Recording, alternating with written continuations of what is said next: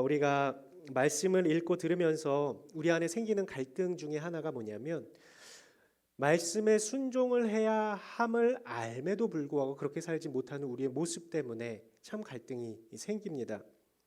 심지어 죄책감까지 들 때도 있죠. 그런데 우리 안에 부족함들, 연약함들, 같은 죄에 반복적으로 넘어지는 우리의 모습을 보더라도 더 중요한 것은 다시 일어나서 말씀 앞에 서는 것입니다. 다시 하나님의 말씀대로 도전하는 것입니다. 바라기는 오늘 말씀 제목처럼 하나님께서 저와 여러분에게 거룩히 살아갈 힘을 매 순간마다 허락하여 주시길 주님의 이름으로 축복합니다. 그 주님께서 주시는 힘으로 한 주간의 삶 가운데도 놀라운 하나님 경험이 저와 여러분의 삶에 있었으면 좋겠습니다. 우리가 로마서를 보통 크게 두 부분으로 나눕니다. 1장에서 11장까지 그리고 12장에서 16장까지. 1장에서 11장은 교리적인 부분에 대해서 우리에게 이야기를 했고요. 12장부터 16장까지는 실천적인 것, 어떠한 삶을 살아야 되는지를 이야기를 해요. 갈라디아서를 우리가 작은 로마서라고 이야기하는데 갈라디아서도 총 6장으로 되어 있는데 1장부터 4장까지는 교리적인 부분에 대해서 그리고 5장과 6장은 실천적인 부분에 대해서 이야기를 합니다. 실천적인 부분, 이렇게 살아라, 저렇게 살면 안 된다라는 부분을 먼저 이야기하지 않고 교리를 먼저 이야기해요. 로마서에서는 1장부터 11장까지 딱딱하게 이 교리에 대한 이야기를 하는 이유는 신앙적으로 분명히 해야 하는 부분을 먼저 우리가 인식하고 있어야 된다라는 겁니다. 무슨 말이냐?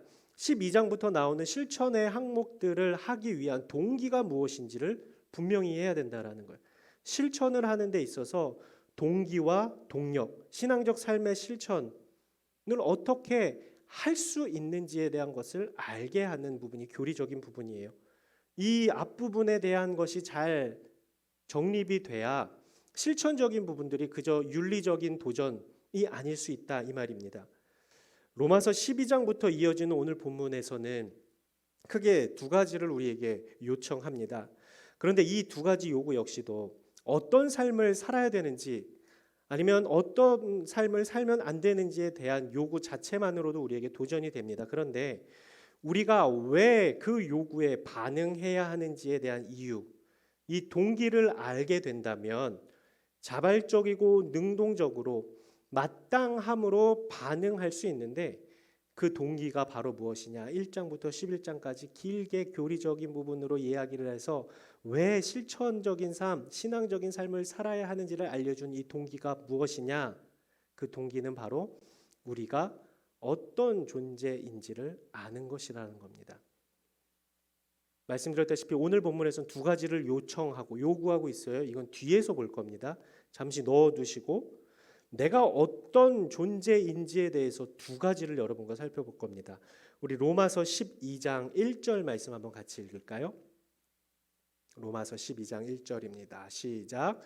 그러므로 형제들이여 내가 하나님의 자비하심으로 여러분에게 권합니다. 여러분의 몸을 하나님께서 기뻐하시는 거룩한 산 제물로 드리십시오. 이것이 여러분이 드릴 영적 예배입니다. 여러분 기억하실지 모르겠는데 이 12장 1절 말씀을 나눌 때 우리의 몸을 거룩한 산 제물로 드리라, 영적 예배의 삶을 살라는 말씀에 대한 전제가 있다고 여러분께 말씀을 드렸어요. 그게 뭐였냐? 바울이 거룩한 산 제물로 드리라, 영적 예배의 삶을 살라고 권면하는 전제가 뭐냐면 우리는 하나님의 자비하심을 입은 존재라는 것이었어요. 12장 1절 말씀 다시 한번 읽어드릴게요. 그러므로 형제들이여 내가 하나님의 자비하심으로 여러분에게 권합니다. 하나님의 자비하심으로 여러분에게 권하는 내용이 여러분의 삶을 산 제물로 드려라, 영적 예배의 삶을 살라라는 거였다는 거예요. 그래서 제가 그런 말씀 드렸었는데요. 하나님의 이 자비하심, 이 자비라는 단어가 셀 수 없는 불가산 명사임에도 불구하고 원래 원어를 보면 이것을 복수형으로 썼다라는 말씀을 드렸어요. 괜찮습니다. 다시 말씀드리면 되죠. 이 모든 자비하심이라고, 자비들 모든 자비하심이라는 복수로 썼다라는 겁니다. 그러면서 하나님의 자비하심을 마치 숫자로 세어봤을 때 엄청나다라는 것을 의도적으로 표현하기 위해 불가산 명사임에도 가산명사처럼 복수형으로 썼다라는 겁니다. 그것은 하나님의 자비하심을 입은 우리, 죄로부터 영원한 멸망으로부터 사함받고 살림을 받은 그 하나님의 자비하심을 생각해 보면, 우리에게 베푸신 은혜를 생각해 보면 우리의 몸을, 우리의 삶을 산 제물로 드리는 것, 영적 예배의 삶을 살아가는 것이 너무나 마땅하고 너무나 이성적이고 논리적이다라는 이야기를, 말씀을 여러분께 드렸었습니다. 그 전제, 이 12장 1절 하나님의 자비하심을 전제로 하는 12장 이후에 나오는 실천적 삶에 대한 모든 권면이 여기에 걸려버리는 겁니다. 이 전제가 있기 때문에 이어지는 모든 실천적인 삶의 모습 역시도 이 전제와 묶인다라는 거예요. 하나님의 자비하심을 입은 자로서의 정체성을 가진 우리가 마땅히 어떤 삶을 살아야 하는지를 그 대전제 하에서 계속해서 이야기하고 있다라는 겁니다. 우리가 앞에서 보았었던 걸 몇 가지 볼게요. 성경책 읽으신 분은 한번 같이 보시면 좋겠는데, 12장 2절에 하나님의 자비하심을 입었으니 우리는 어떤 삶을 살아야 되나, 12장 2절에 이 세대를 본받으면 안 된다. 그리고 3절에서 8절 보면 받은 은사를 따라서 공동체를 섬기는 삶을 살아야 된다. 9절에 보면 악한 것을 미워하고 선한 것을 붙들어야 된다. 10절에 보면 형제를 사랑해야 된다. 13절에 보면 나그네를 대접해야 된다. 14절에 보면 핍박하는 사람들을 축복해야 된다. 17절에 보면 선을 행해야 된다. 또 21절에 악에게 지지 말고 선으로 악을 이겨야 된다. 그리고 13장 1절부터 7절에는 하나님의 선한 일을 위해 세움받은 권세자들에게 복종하라라는 이 전체의 말씀이 바로 12장 1절 하나님의 자비하심을 입은 우리에게 요청하고 있다라는 겁니다. 이해가 되시나요? 그저 윤리적으로 이렇게 살아라 저렇게 살아라를 이야기하는 것이 아니라 우리의 존재가, 우리의 정체성이 하나님의 자비하심을 입은 존재라는 것을 쾅 박아놓고 시작하라라는 겁니다. 그게 첫 번째입니다. 성경의 요구 이전에, 이렇게 살아라 저렇게 살아라라는 성경의 요구 이전에 반드시 인식해야 할 두 가지 중 첫 번째가 나는 하나님의 자비하심의 은혜를 입은 사람이다라는 정체성이라는 거예요. 자, 두 번째, 이 첫 번째 잘 기억하세요. 나는 하나님의 자비하심을 입은 존재다. 두 번째, 내가 어떤 존재인지에 대해서 또한 두 번째로 인식하고 있어야 되는 것은 우리 11절 말씀 한번 같이 읽죠. 11절 말씀 시작.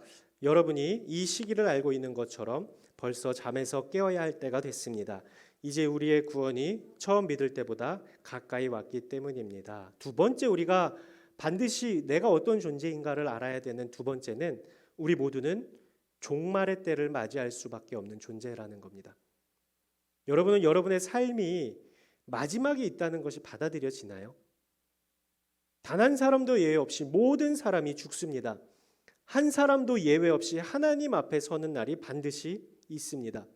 개인적인 종말이 됐든 우주적인 종말이 됐든 단 한 사람도 인생의 한계를 뛰어넘지를 못합니다. 종말의 때는 바꾸어 말하면 심판의 때이지요. 알곡과 가라지가 나뉘는 순간이고 양과 염소가 나뉘어지는 순간입니다. 예수 그리스도를 믿고 산 사람이냐 그렇지 않은 사람이냐가 판결나는 순간입니다. 스바냐 선지자의 표현을 빌려서 말하면 어떤 사람에게 그 종말의 때는 심판의 날이 되고 어떤 사람에게는 구원의 날이 되는 날입니다. 그것을 바울은 오늘 본문에서 구원이 가까이 왔다라고 표현을 해요. 우리는 종말의 때를 피할 수 없는 존재라는 것입니다. 두 번째, 첫 번째는 나는 하나님의 자비하심을 입은 사람이다. 두 번째는 종말의 때를 피할 수 없는 사람이다. 그것이 우리의 정체성이라는 겁니다. 우리가 피할 수 없는 것이라는 겁니다. 그 인식이 있을 때 12장 2절부터 오늘 본문을 이어서 앞으로 쭉 보게 될 모든 말씀들에 대한 실천적 삶이 이 말씀을 기초로 할 때 정말로 자발적이고 능동적으로 당연함과 마땅함으로 반응할 수 있게 된다라는 것이에요. 두 가지 잘 기억하실 수 있으시죠? 이제 또 다른 두 가지를 말씀드립니다. 이번에 말씀드리는 두 가지는 오늘 본문이 우리에게 요청하는 두 가지입니다. 먼저 8절에서 10절 말씀을 같이 읽겠습니다. 로마서 13장 8절에서 10절까지의 말씀 시작. 서로 사랑하는 것 외에는 누구에게든지 아무 빚도 지지 마십시오. 남을 사랑하는 사람은 율법을 다 이루었습니다. 간음하지 말라, 살인하지 말라, 도둑질하지 말라, 탐내지 말라라고 하는 계명과 그 밖에 다른 계명이 있을지라도 이 모든 계명들은 내 이웃을 내 자신과 같이 사랑하라라고 하는 이 말씀 가운데 다 요약되어 있습니다. 사랑은 이웃에게 악을 행하지 않습니다. 그러므로 사랑은 율법의 완성입니다. 첫 번째 우리에게 요청은 서로 사랑하라라는 겁니다.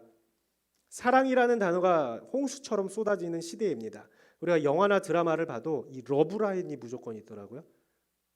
노래 가사들도 보면은 이 사랑이라는 주제가 없는 것을 찾아보기가 힘들더라고요. 되게 희한한 거는 이별 노래를 하는데도 사랑을 이야기하죠. 사랑의 홍수 시대에 살고 있습니다. 또 기독교 외에 다른 종교에서도 사랑의 실천이라는 구호는 끊이지가 않습니다.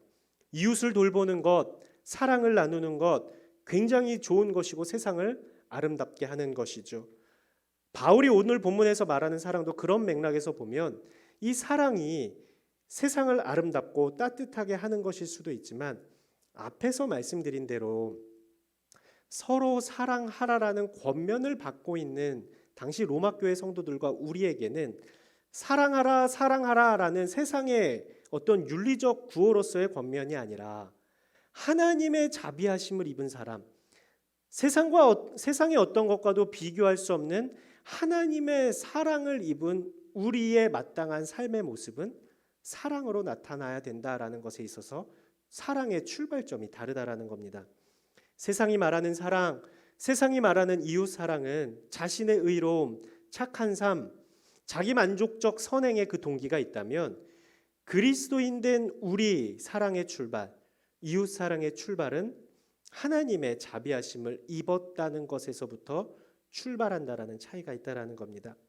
사랑해야 된다, 이웃을 사랑해야 된다라고 요청하기 이전에 우리는 이미 하나님의 사랑을 받은 사람, 그것도 어마무시한 사랑을 입은 사람들임을 먼저 이야기하죠. 우리 로마서 8장 35절에서 39절까지의 말씀 같이 한번 보죠. 로마서 8장 35절에서 39절입니다. 시작. 누가 우리를 그리스도의 사랑에서 끊을 수 있겠습니까? 환난이나 공고나 핍박이나 배고픔이나 헐벗음이나 위험이나 칼이겠습니까? 기록되기를 우리가 종일 주를 위해 죽임을 당하며 도살할 양같이 여김을 받았다라고 한 것과 같습니다. 그러나 이 모든 일에 우리를 사랑하시는 분으로 인해 우리가 넉넉히 이깁니다. 나는 확신합니다. 죽음이나 생명이나 천사들이나 악마들도 현재일이나 장래일이나 어떤 능력도 높음이나 기쁨이나 다른 어떤 피조물도 그리스도 예수 우리 주 안에 있는 하나님의 사랑에서 우리를 끊을 수 없습니다. 우리는 하나님께 오늘 바울의 표현대로라면 엄청난 빚을 지고 있습니다. 갚을 수 없는 사랑의 빚을 진 사람들이죠. 우리 모두는 하나님께 이 사랑의 빚을 진 사람들입니다. 그런데 바울은 8절에서 뭐라고 이야기하냐면 사랑하는 것 외에는 누구에게든지 아무 빚도 지지 말라라고 이야기를 해요. 사랑하는 것 외에는 누구에게도 아무 빚도 지지 말라. 이 말은 바꿔 말하면 뭐예요? 사랑에 대해서는 빚 져도 된다라는 표현이죠. 우리가 이 빚에 대해서 두 가지 이해가 있으면 좋겠습니다. 먼저 빚은 갚아야 되는 겁니다. 우리가 뭐 은행에서 돈을 빌리면은 안 갚아도 되나요? 갚아야죠. 때 되면 별로 갚고 싶은 마음은 없지만 알아서 가져가더라고요. 다 알아서 갚아지게 돼요. 뭐 이런 되게 썰렁한 얘기인데 우리 강동에 있는 목사님들 말고 저희 다른 친구 목사님들이랑 이야기하다 보면 우리가 빛의 자녀가 돼야 되는데 빚의 자녀가 됐다고 이야기를 하죠. 또 하나 우리가 이 빚에 대해서 이해해야 될 두 번째는 우리가 은행 가서 이 대출을 받을 때 조마조마하잖아요. 왜냐하면은 내가 생각한 금액이 이만큼인데 이만큼 대출이 안 될까봐 조마조마해요. 어차피 우리가 갚아야 될 돈이긴 한데 최대한 많이 대출을 받기를 원하죠. 이게 빚진 자의 마음이 그런 겁니다. 어차피 갚아야 할 돈임에도 많이 빌려주면 고마운 것. 근데 우리는 하나님께 이 사랑의 빚을 졌다라고 이야기해요. 그런데 이 사랑의 빚을, 하나님께서 우리에게 주신 이 사랑의 빚을 도무지 갚을 수가 없습니다. 마치 마태복음 18장에 1만 달란트 빚진 자처럼 평생을 일해도 갚지 못하는 빚이 그에게 있었던 것처럼 우리는 평생을 갚아도 갚을 수 없는 사랑의 빚을 하나님께 졌죠. 우리가 진 이 사랑의 빚을 한 단어로 이야기하면 뭡니까? 예수 그리스도이신 거예요. 예수 그리스도가 하나님의 사랑으로 우리에게 주어졌기 때문에 그렇죠. 아무리 갚으려 한다 한들 예수님을 어떻게 우리가 갚을 수 있겠습니까? 갚을 수가 없죠. 그리고 하나님께서는 그 빚을 갚으라고도 사실 이야기 안 하세요. 우리가 갚을 능력이 없다는 것을 이미 알고 계신 건지 우리의 그 사랑의 빚을 다 탕감해 주십니다. 하나님께 이 사랑의 빚을 진 우리의 마음은 그래서 감사로 가득 찰 수밖에 없습니다. 갚아야 하는데 탕감해 주셨으니 더 큰 감사가 우리 안에 있게 되는 것입니다. 그게 우리에게 베푸신 하나님의 자비하심이라는 거예요. 그 감사함, 사랑의 빚을 지고 또 그 빚을 탕감해 주신 하나님께 대한 감사의 표현을 바울을 이웃 사랑을 통해서 나누라고 권면을 하는 겁니다. 내 이웃을 내 자신과 같이 사랑하라. 내가 받은 하나님의 사랑을 그대로 하라는 겁니다. 그런데 기억해야 할 것은 이웃 사랑하는 것이 하나님께 받은 사랑의 빚을 갚는 행위가 아니라는 거예요. 이해가 되시나요? 하나님께 내가 이 사랑의 빚을 졌으니 이걸 갚으려면 이웃 사랑해야지, 이게 아니다라는 겁니다. 하나님께 받은 사랑의 빚은 도무지 갚을 수가 없는 거예요. 갚는다는 개념이 아니라 하나님께 사랑의 빚을 진 사람으로서, 그 빚을 또한 탕감받은 사람으로서 마땅한 감사의 반응이 이웃사랑이어야 한다라는 겁니다. 아무리 이웃사랑을 한다고 하나님께 진 사랑의 빚을 갚을 수가 없다라는 겁니다. 요즘 우리가 입으로는 사랑을 말하지만 진정한 사랑을 찾기 어려운 때라고 이야기하는데, 이게 마태복음 24장에 기록된 종말의 때에 보여질 모습과 흡사합니다. 마태복음 24장에 보면 종말의 때에 나타나는 징조들이 있어요. 전쟁이 끊이지 않고 적그리스도가 출현하고 기근과 지진이 일어난다라고 하면서 한 가지 더 붙입니다. 우리 마태복음 24장 12절 말씀 같이 읽죠. 시작. 불법이 더욱 많아져 많은 사람들의 사랑이 식어진다. 종말의 때에 이런 모습이 있다라는 겁니다. 제가 두 번째 우리가 가지고 있어야 할 정체성에 대해서 이야기를 드렸어요. 우리의 정체성, 종말의 때를 맞이하는 것. 그때 사랑이 식어간다라는 겁니다. 진정한 사랑을 찾아보기 힘든 때가 종말의 때라는 것이죠. 이것을 인식한다면 종말의 때에 하나님의 자비하심을 입은 우리가 마땅히 주 앞에 세상과 구별되어야 하는 삶의 모습이 바로 사랑이라는 겁니다. 사랑은 삶입니다. 말이 아니라 삶입니다. 사랑은 명사가 아니라 동사입니다. 실천해야 하는 것이죠. 저희 아들과 전화 통화를 하고 저희 아들이 전화를 끊을 때마다 이게 딱 문구가 정해져 있어요. 막 전화하다가 이제 끊을 때가 되면 그래요. 아빠 사랑해, 끊을게, 이러고 전화를 끊어요. 너무 사랑스럽지 않나요? 그런데 한 번은 제가 집에서 자려고 누웠는데 아들이 저한테 이제 인사하러 왔어요. 아빠 잘 자, 그러고 사랑해, 그래요. 기분이 너무 좋잖아요. 그런데 또 이어서 이야기합니다. 아빠 잘 자, 사랑해, 끊을게, 이러는 거예요. 너무 익숙해져 있었던 문자였죠. 사랑해, 끊을게, 이게. 사랑은 삶입니다. 사랑은 일상적인 습관입니다. 그게 몸에 배워야 하는 거죠. 그래서 내가 사랑한지도 몰랐는데 사랑이 되는 게 사랑인 거죠. 사랑하는 여러분, 하나님께 사랑의 빚진 자임을 인식하고 그 빚을 탕감받은 사람임을 인식하고 우리도 서로를 사랑하면서 사랑의 실천을 통해서 종말의 때를 살아가는 하나님의 자비하심을 입은 자로 마땅히 살아야 한다라는 것을 오늘 바울이 첫 번째로 우리에게 권면합니다. 두 번째 권면하는 내용이 있어요. 이거는 조금 속된 말로 이제 뼈 때리는 말이 될 수도 있습니다. 우리 11절에서 14절까지 말씀 같이 한번 읽겠습니다. 11절에서 14절까지의 말씀 시작. 여러분이 이 시기를 알고 있는 것처럼 벌써 잠에서 깨어야 할 때가 됐습니다. 이제 우리의 구원이 처음 믿을 때보다 가까이 왔기 때문입니다. 밤이 깊고 낮이 가까이 왔습니다. 그러므로 어두움의 일들을 벗어버리고 빛의 갑옷을 입읍시다. 낮에 행동하듯이 단정하게 행동합시다.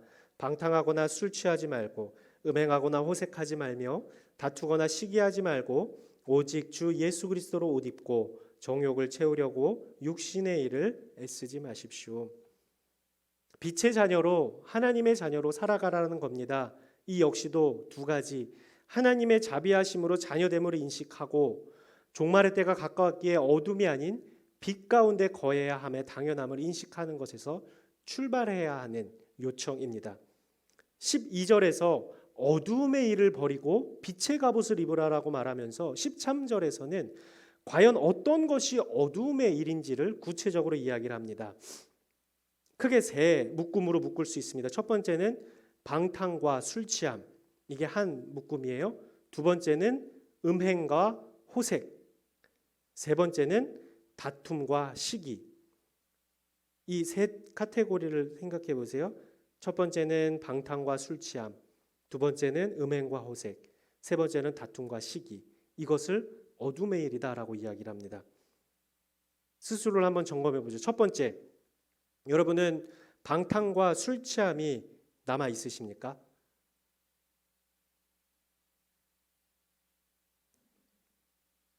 웃음의 의미는 뭔가요? 이 방탕과 술 취함이 연결되어 있어요.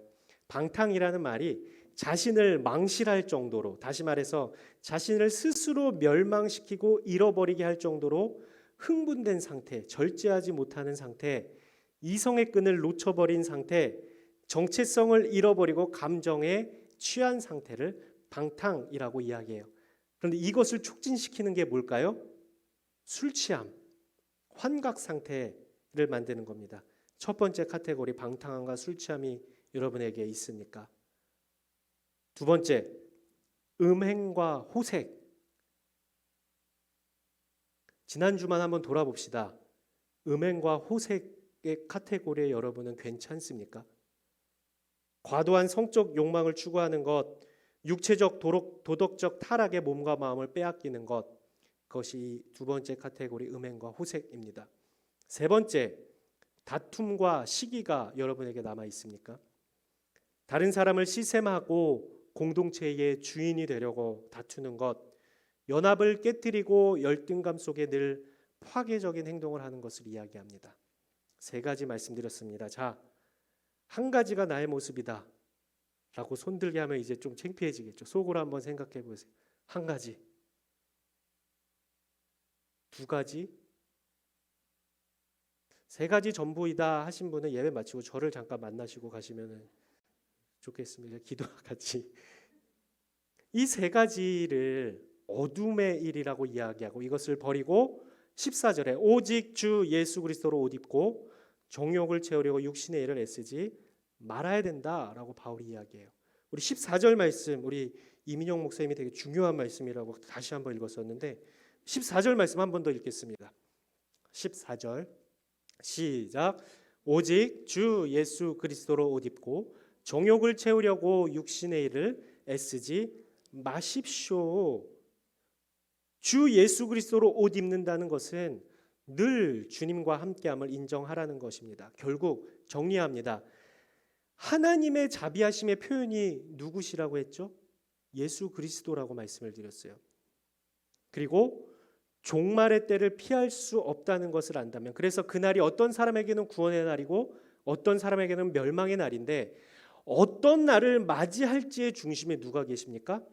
예수 그리스도가 계시다라는 거예요. 하나님의 자비하심에서 그 중심도 예수 그리스도이시고 종말의 때에 그 갈림길에 설 때 중심에 계신 분도 예수 그리스도이시니, 따라서 하나님의 자비하심을 입은 존재, 종말의 때를 피할 수 없는 존재임을 인식하는 것은 예수 그리스도로 옷 입는 것, 예수 그리스도를 인정함으로 그분과 동행하는 삶을 사는 것이다라는 겁니다. 두 가지 정체성을 말씀드렸는데 사실 이것이 하나예요. 나는 예수 그리스도의 사람인가? 내가 그리스도의 종인가? 이것이 분명히 될 때 우리는 사랑할 수 있고 우리는 어두움의 일을 버릴 수 있게 된다라는 겁니다. 방탕과 술 취함을 끊어내고 음행과 호색에 눈길도 주지 않고 다툼과 시기를 버릴 수 있는 삶의 실천이 가능한 유일한 한 가지 방법, 이유는 예수 그리스도 한 분이면 된다라는 겁니다. 여러분 죄 많이 짓잖아요, 그렇죠? 괜찮습니다. 죄 많이 짓죠. 근데 죄 안 지려고 노력해 보셨죠? 근데 죄가 안 져지던가요? 또 져져요. 방법을 알려드리겠습니다. 죄를 멀리할 수 있는 방법, 죄를 버릴 수 있는 방법은 우리가 어떻게 이 죄를 짓지 말아야지, 이 죄를 짓지 말아야지 하는 의지로 불가능한데, 죄를 안 질 수 있는 유일한 방법은 죄와 가장 멀리 떨어져 있는 곳으로 가는 겁니다. 그곳이 어디입니까? 예수님 쪽입니다. 죄와 예수님의 거리가 가장 멀리 있어요. 죄를 멀리하기 위해서는 예수님을 가까이 하는 것, 이것을 삶에 적용하면 어떻게 할까요? 예수님을 인정하며 살아가는 것입니다. 그것을 우리에게 요청하는 거예요. 우리는 그런 존재입니다. 하나님의 자비하심으로 예수 그리스도를 얻은 존재들. 그래서 우리 안에 그리스도께서 살아 계신 존재로 살아가는 거죠. 또 종말의 때가 있음을 알기에 예수 그리스도로 구원을 이루어가는 존재, 예수 그리스도로 옷 입은 존재가 바로 우리라는 사실입니다. 예수 그리스도만이 우리가 거룩히 살아갈 힘이 되는 유일한 분 되신다라는 거예요. 사랑하는 여러분, 우리 서로를 사랑합시다. 그리고 빛 가운데 걸어갑시다. 거룩히 살아갈 힘을 주시는 그분과 이번 한 주간도 동행하시는 저와 여러분의 삶이 될 수 있기를 주님의 이름으로 축복합니다. 이 시간 한번 같이 찬양하시죠. 우리를 사랑한다 말씀하시며 여전히 그 사랑을 우리의 부족함에도 불구하고 베풀고 계신 그 주님의 그 사랑에 의지함으로 우리가 이 거룩한 삶, 이 믿음의 경주를 계속해서 걸어갈 수 있는 힘을 얻을 수 있는 줄로 믿습니다. 그 주님의 찬양을, 주님을 찬양하며 함께 나아가도록 하겠습니다.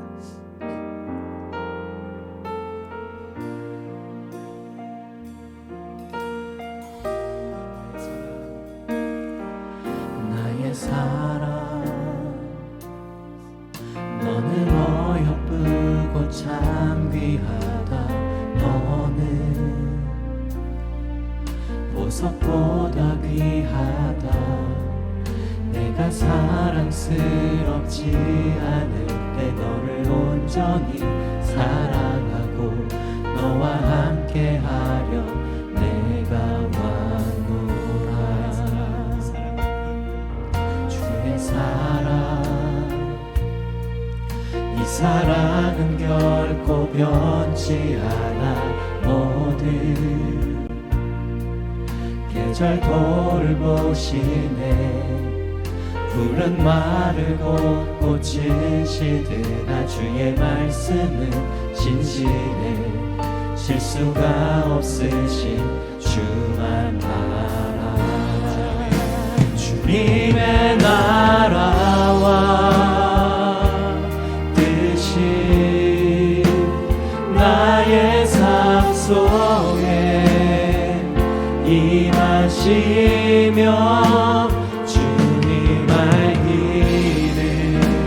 주만 보기를 소망해. 거룩히 살아가, 거룩히 살아가. 힘과 두려움 없는 믿음 주신 나의 완전한 사랑 찬양해. 다시 한번 찬양할 때 주님께서 우리를 사랑하신다 말씀하여 주시는 그 사랑의 음성을 들을 수 있기를 바라고, 또 다시 찬양할 때 그 주님이 내가 거룩히 살아갈 힘이 되십니다. 내가 이 험한 세상 살아가는 동안에 가장 큰 능력이 되고 두려움 없는 믿음을 주시는 그 주님을 내가 늘 붙잡고 나아가기를 원합니다. 그 사모하는 마음으로 함께 자리에서 일어나서 다시 한번 찬양하며 나아가겠습니다. 나의 사랑, 너는 어여쁘고 참 귀하다. 나의 사랑, 너는 기쁘고 참 귀하다 어느 보석보다 귀하다 내가 사랑스럽지 않을 때 너를 온전히 사랑하고 너와 같게 하려 내가 왔노라 주의 사랑 사랑은 결코 변치 않아 모든 계절 돌보시네 푸른 마르고 꽃을 시드나 주의 말씀은 진실해 실수가 없으신 주만 바라라 주님의 나라와 뜻이 나의 삶 속에 임하시며 주님 알기를 주만 보기를 소망해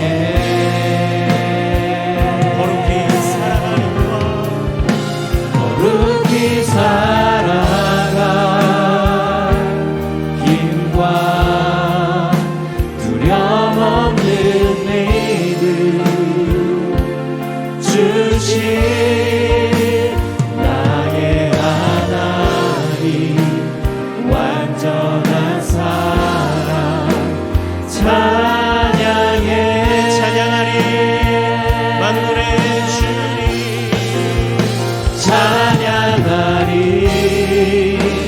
만군의 주 영원히 함께 하시네 존귀하신 사랑의 왕 영원히 통치하신 찬양하리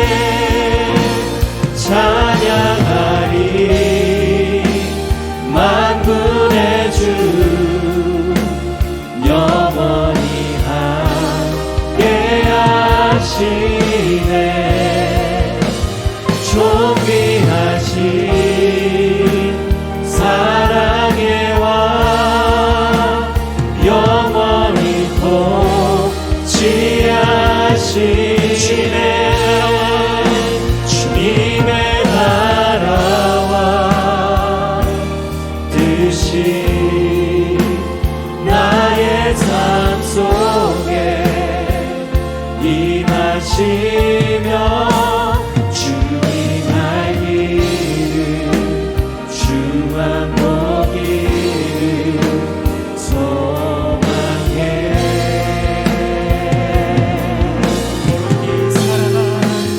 거룩히 살아가 힘과 두려움 없는 믿음 주신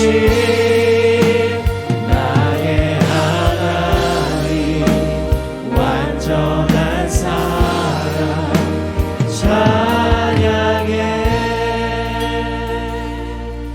우리 먼저 같이 기도할 것은 하나님 내가 하나님의 자비하심을 입은 예수 그리스도를 삶의 주인으로 모시고 그리스도로 인하여 종말의 때에 구원의 날이 심판과 멸망과 정죄의 날이 아닌 구원의 날을 확신 가운데 맞이하게 될 그 은혜를 입은 사람임을 우리가 잊지 않게 해 주십시오.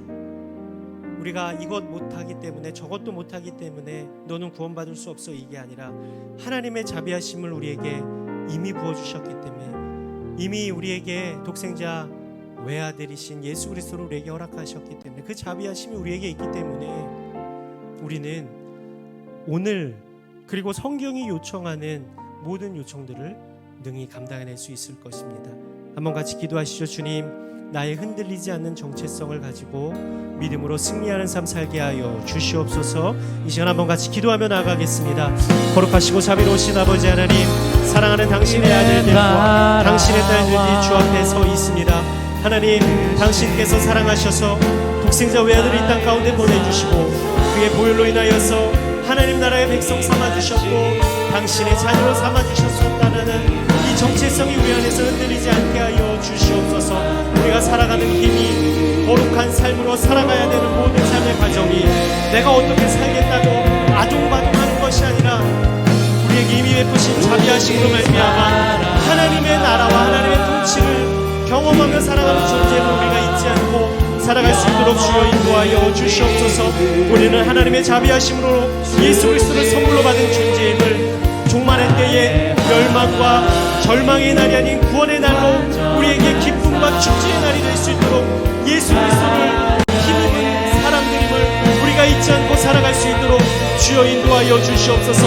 간절히 빌고서 오나니 이 정체성이 흔들리지 않게 하여 주시옵시고 그 정체성으로 살아갈 때에 마땅히 우리가 거룩하게 살아가리니 주님으로부터 공급되어지는 두려움 없는 믿음으로 한 발 한 발을 내딜 수 있는 것이 그리스도로 말미암아 가능하다는 사실을 우리가 삶에서 경험할 수 있도록 도와주시옵시고 그 주님과 함께 그리스도로 옷 입고 주와 동행하는 인생 살아감으로 인하여 어둠의 일이 아닌 빛의 자녀로 살아갈 수 있는 저희가 될 수 있도록 도와주시옵시고 주께 받은 그 사랑을 함께 나누는 사랑의 사도로 우리가 우리의 자리에서 살아갈 수 있도록 주여 인도하여 주시옵소서.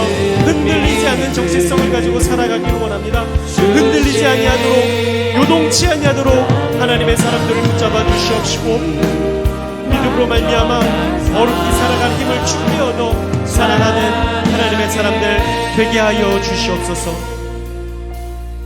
우리 한 번 더 기도할 때 오늘 말씀을 통해서 두 가지를 우리에게 도전하십니다. 서로 사랑하라. 네가 사랑할 수 있는 사람만 사랑하면 그것이 외인들과 무슨 차이가 있겠느냐. 나에게 악을 행한 자일지라도 나의 원수일지라도 사랑하라 말씀하신 그 주님의 말씀을 기억하며 주님 사랑하며 살게 해 주십시오. 말로만 하는 사랑이 아니라 구호로만 외치는 사랑이 아니라 그리스도께서 우리 안에 허락하신 그 사랑으로 사랑하는 나의 삶이 되게 해 주십시오. 또 한 가지 우리 안에 있는 더러운 것들, 어두운 것들이 예수 그리스도의 이름으로 결박되어지게 하여 주시옵시고 방탕함과 술 취함과 음행과 호색함과 다툼과 시기라는 사단이 좋아하는 것을 쫓아 살지 않고 죄와 가장 멀리 계신 예수 그리스도와 붙어 주님과 함께 동행하는 인생으로 이 땅 가운데 빛의 자녀로 살아갈 수 있는 저희 삶이 될 수 있도록 도와주시옵소서. 그러나 주님 내가 그렇게 살기에는 너무나 연약하고 부족합니다. 날마다 실수하고 실패합니다. 그러니 성령의 도우심을 간절히 구하오니 성령님 우리의 삶 가운데 좌정하시고 우리를 붙잡아 주시옵소서. 도와주시옵소서. 이 시간 한번 같이 기도하며 나가겠습니다. 거룩하시고 자비로우신 아버지 하나님 우리에게 명령하신 사랑의 삶을 살기를 소원합니다. 하나님 입으로만 말로만 그저 우리가 하고 싶은 사랑만 하는 것이 아니라 예수 그리스도의 명령을 쫓아 우리가 사랑하기 때까지도 사랑하며 살기를 원합니다. 사랑을 삶으로 실천하며 살아내기를 소원하오니 주님 내가 받은 주의 사랑을 세워보고 주님께서 나에게 베푸신 자비하심을 기억함으로 그 사랑을 흘려보내는 대로 쓰임받을 수 있는 저희의 인생 될 수 있도록 주여 인도하여 주시옵소서. 갖가지 우리를 방해하고 우리를 넘어뜨리려 하는 수많은 악의 잔재들이 남아있습니다.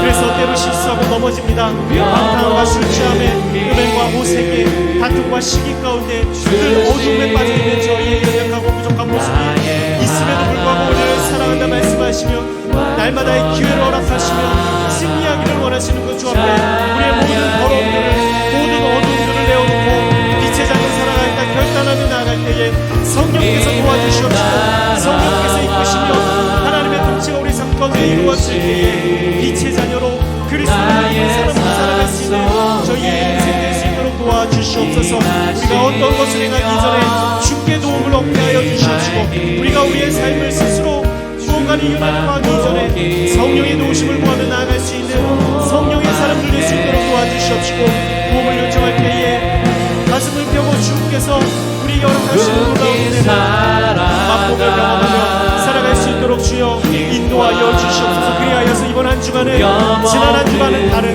정말로 빛의 자녀로서의 삶을 살아갈 수 있는 결단이 우리 가운데 있게 하여 주시옵시고 우리에게 힘 주시고 능력 주시는 어렵게 살아가는 힘을 주시는 그 주님을 신뢰하며 나아가는 이번 한 주간의 삶이 될 수